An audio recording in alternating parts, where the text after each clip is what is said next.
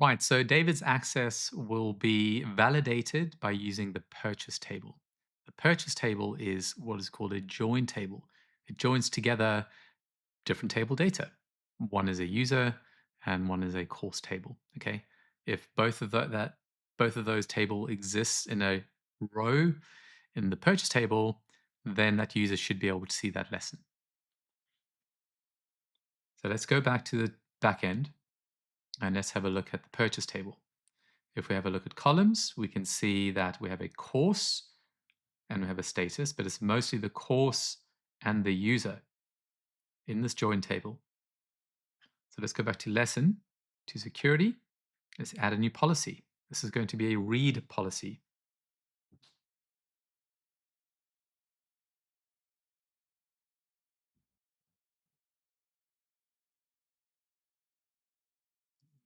A student that purchased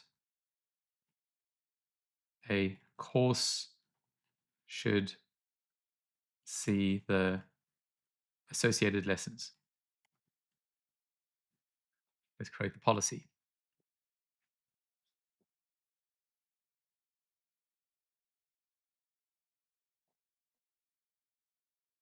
Let's scroll down and it says students can read purchase lessons. I'm just going to double click this. And so what is it doing? It's looking for a user on the purchase table and it's looking for the course on the purchase table.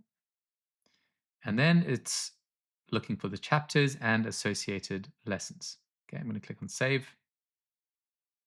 Let me click on explain as well. This rule ensures that a student can only view a lesson if they have already purchased the full course that lesson belongs to. It prevents unauthorized access to course content, making sure users only see what they've paid for. Okay, so I needed to think of a way to describe um, how to provision access for David. I thought of one way for describing it. It looks like it has worked. And then I've clicked on the explain button, and that's confirmed that this is the way I want it set up. Okay. Now, the big test is I'm logged in as David. Let's go back to the canvas and let's see if we can view the lesson.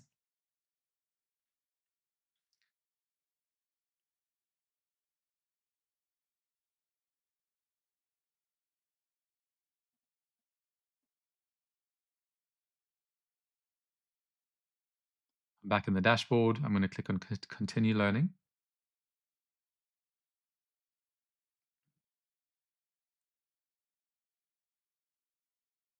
And there we go, guys. David has access via the read policy to basically watch this lesson. He can't do anything else. This is completely locked down for all other types of users where there is no purchase record that links a user and a course. Okay, let's carry on with this.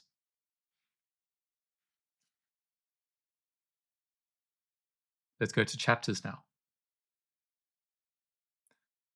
If I enable row level security, that locks down everything.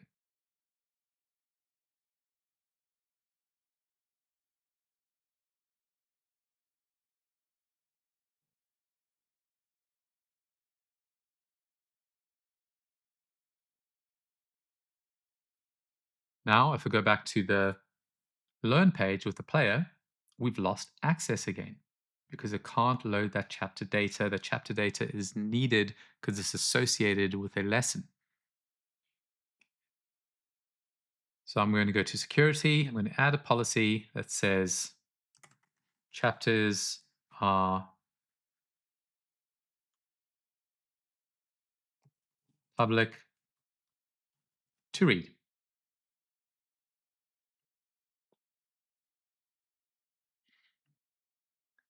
And this is basically the policy where something is basically publicly available. Okay, just that. Now we don't have policies for create, update, or delete. And we'll need to do that for admins. But if I go back to the canvas,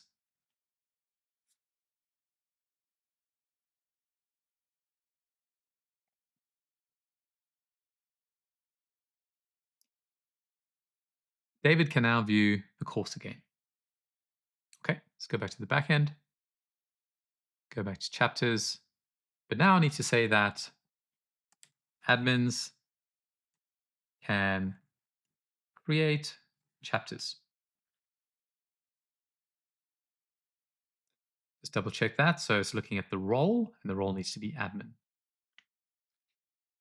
Admins can update chapters. So you can see how similar this is to the lessons. Admins can delete chapters. So this is permissive, guys. We are enabling access and functionality for this data on the server. So we have create, read, update, delete. Okay, so the same thing will need to be done for a course. I'm not going to do it, save ourselves a bit of time. But on progress, I'm going to enable row level security because I just want a user to see their own progress, okay? A user can read, I could have said see, their own progress.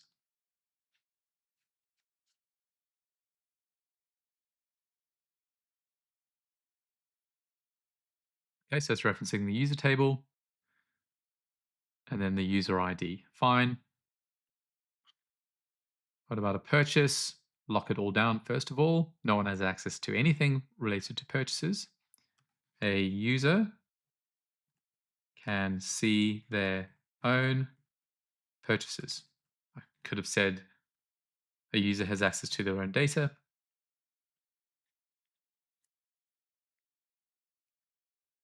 Just using the user table with the ID.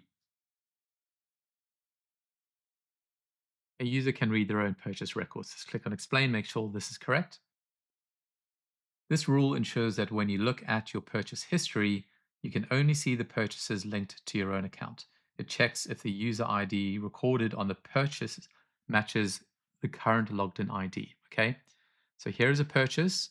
Purchase in the columns, we have a user of type user that links back to a current user who would exist here. Here is the ID of David. Okay, if I go back to purchase, I can see user David. Click that, links back to David. And then in terms of users, let's do this one. This is obviously important. Lock it down. No one has access to anything. Users can see their own data. Let's do another one. Users can update their own data.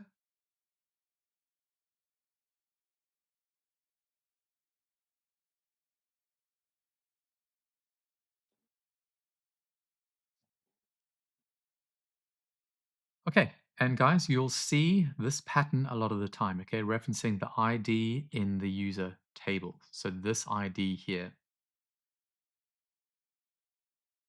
All right, guys, I'm not going to go any further with row level security. Of course, I want another user and I want another user to purchase another course. We still have to talk about email and a few other topics. So I'll see you in the next lesson.